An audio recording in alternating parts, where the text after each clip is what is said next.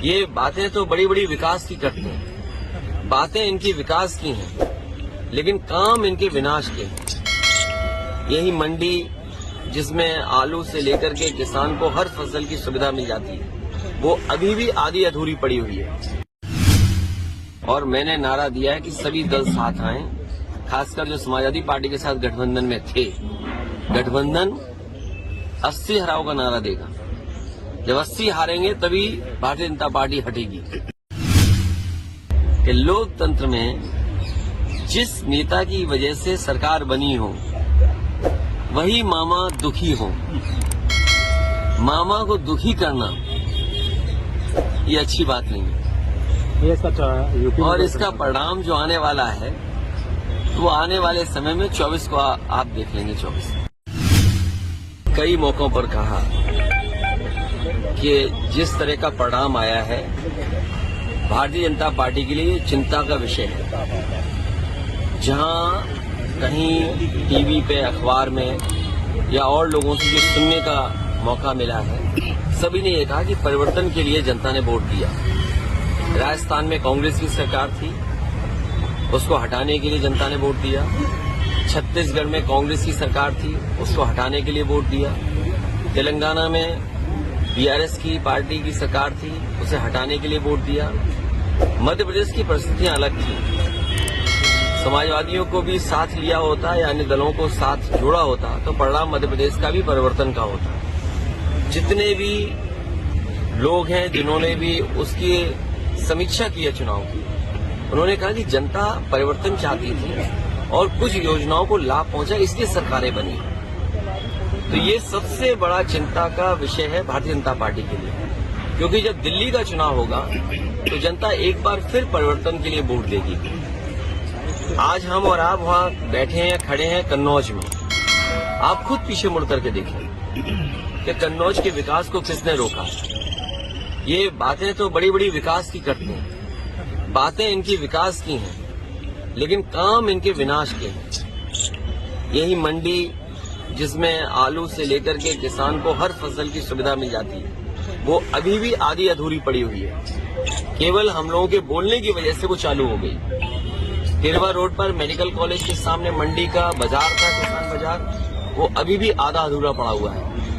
Medical college की स्थिति हमसे बेहतर आप जानते हैं। और अगर आपको दिखाना हो और अगर आप सच्चे और ईमानदार पत्रकार हैं तो अपने कैमरे और माइक लेकर के मेडिकल कॉलेज में किसी कोने में चले जाएं। जिस तरह से बजट मिलना चाहिए था वो बजट नहीं मिला, और ना बजट मिलने की वजह से आज मेडिकल कॉलेज में किसी भी गरीब का, किसान का और गांव में रहने वालों का इलाज नहीं हो पा रहा है। जिला अस्पताल में वो सुविधाएं नहीं है जहां गरीबों को इलाज मिल पाए। और लगातार अन्याय लोगों पर हो रहा है, महंगाई बढ़ गई, बेरोजगारी बढ़ गई। आप कन्नौज में बताइए, क्या कोई कारखाना लग गया, क्या उद्योग कोई आ गया? यही बीजेपी के लोगों ने सपना दिखाया कि निवेश के लिए हम बड़े बड़े कार्यक्रमों का आयोजन हुआ। क्या निवेश पहुंचा जमीन पर? और अगर निवेश जमीन पर पहुंचा है तो उस निवेश के माध्यम से कितनी नौकरी, कितने रोजगार मिले, ये सरकार बताए। अब जमीनें ढूंढी जा रही है जिलों में। सुना है कुछ दिनों पहले सरकार ने यह कहा कि निवेश के लिए जमीन चाहिए। जो सरकार 2 साल होने वाले हैं, अगर निवेश के लिए जमीन नहीं ढूंढ पाई है तो निवेश होगा कहां पर? आपके जिले में भी कहीं न कहीं जमीन चिन्हित करने की कोशिश की होगी। तो बताइए, निवेश के लिए जमीन ढूंढ रहे हैं और जो निवेश के लिए सब कुछ तैयार है वो आधा अधूरा पड़ा हुआ है। एम्बुलेंस इन्होंने बर्बाद कर दी, पुलिस को बेईमान इन्होंने बना दिया। अभी मैं आया हूँ, कई लोगों ने मुझे जानकारी दी कि पुलिस किस तरह अन्याय कर रही है उनके साथ। यहाँ बैठे लोग हैं, राजेंद्र है बैठे हैं, इनके साथ कितना अन्याय हुआ। मुझे होम सेक्रेटरी तक कहना पड़ा, तब थोड़ी बहुत राहत मिली होगी इन्हें। तो ये स्थितियां हैं। अपने आप व्यवस्था कर ले कोई पुलिस के लिए तो पुलिस मदद कर देगी या निष्पक्ष कार्रवाई हो जाएगी। अगर आपने व्यवस्था नहीं की तो पुलिस आपके पीछे पड़ जाएगी। और अगर आप भी सच्ची खबर दिखाओगे तो हो सकता है आपके खिलाफ भी कार्रवाई हो जाए। मेरा मानना है कि आने वाले समय में परिवर्तन होगा, बीजेपी हटेगी। और मैंने नारा दिया है कि सभी दल साथ आएं, खासकर जो समाजवादी पार्टी के साथ गठबंधन में थे। गठबंधन 80 हराओ का नारा देगा। जब 80 हारेंगे तभी भारतीय जनता पार्टी हटेगी, और भारतीय जनता पार्टी हटने से ही देश खुशहाली के रास्ते पर जाएगा। इनके पास नारे तो नए नए हैं, अब कह रहे हैं कि डेवलप्ड कंट्री का सपना देख रहे हैं, जिनके वचन में कोई दम, मतलब कहने और करने में अलग अलग हो, क्या कहा और क्या किया, इसका जनता को आकलन करना पड़ेगा। और अभी लोकसभा में जो नौजवान कूदे हैं, ये सही बात है कि सुरक्षा, और वहां पर सुरक्षा जो प्रधानमंत्री जी का ड्रीम प्रोजेक्ट था, अगर ड्रीम प्रोजेक्ट में जो लगभग 25,000 करोड़ का बना है, वहां की सुरक्षा ऐसी है, तो मुझे लगता है कहीं न कहीं साजिश भी है और षड्यंत्र भी है, क्योंकि कहीं इसी बहाने सरकार की कोई तैयारी तो नहीं है, कहीं इंटरनल सिक्योरिटी और सुरक्षा के बहाने लोगों को डराने की तैयारी तो नहीं है। एक तो सवाल वो खड़ा होता है, और दूसरा सवाल खड़ा होता है, कई प्रतिष्ठित अखबारों ने कहा कि नौजवान बहुत त्रस्त थे। नौजवानों के परिवार से जब जर्नलिस्टों ने बात की, तो परिवार के सदस्यों ने बताया कि नौजवान दुखी थे, उन्हें रोजगार और नौकरी नहीं मिल पा रही थी, इसी वजह से गूंगी बहरी सरकार को जगाने के लिए वो नौजवान लोकसभा में कूद गए। भैया, एमपी में यादव मुख्यमंत्री बनाया है भाजपा ने, इसको यूपी से जोड़कर देखा जा रहा है, क्या मानते हैं, क्या असर डालेगा 24 का चुनाव? ये केवल 24 तक है, और 24 के बाद क्या होगा वो आप जानते हो क्या होगा।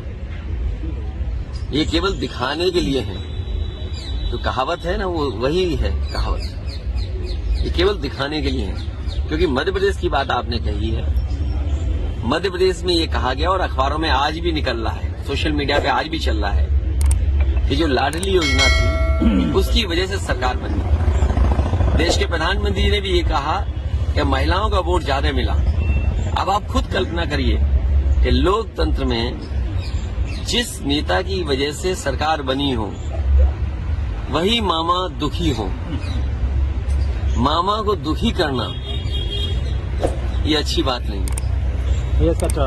और इसका परिणाम जो आने वाला है, वो आने वाले समय में 24 को आप देख लेंगे। 24 भैया, इंडिया गठबंधन को लेकर क्या? इंडिया गठबंधन होगा, और मैंने पहले भी कहा कि ये जो परिणाम आए हैं, इससे इंडिया गठबंधन और मजबूत होगा।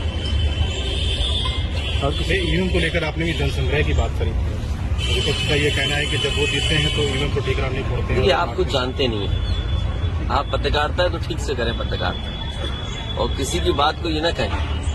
समाजवादियों ने कहा कि अगर आप अमेरिका से नकल कर रहे हो, आप डेवलप कंट्री बनना चाहते हो, तो जो डेवलप कंट्री में व्यवस्था है वोट डालने की, उसको क्यों नहीं अपना रहे हो? अमेरिका जैसा देश जो अर्थव्यवस्था में ताकतवर है, वो अपने आप महीनों बैलेट से वोट डलवाता है। जापान जैसा देश जहां से ईवीएम कभी बनी, वो बैलेट से वोट डलवा रहा है। जर्मनी का जो सुप्रीम कोर्ट है, उसने ये पाबंदी लगाई कि अगर ईवीएम से मशीन से वोट पड़ेगा तो वो अनकॉन्स्टिट्यूशनल है। ये तीनों बातें जो मैंने कही हैं, इन तीनों बातों पर आप खुद विश्लेषण करिए।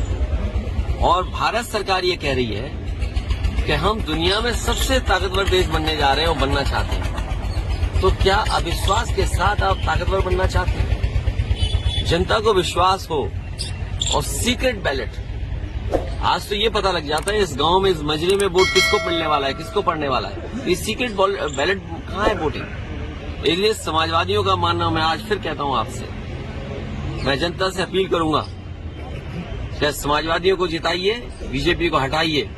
बीजेपी के हटने से ईवीएम भी हटेगी। इंडिया गठबंधन में समाजवादियों का प्रस्ताव होगा, और जनता से अपील होगी उसके माध्यम से कि देश में ईवीएम हटे, बीजेपी हटेगी, तो उससे ईवीएम हट जाएगी।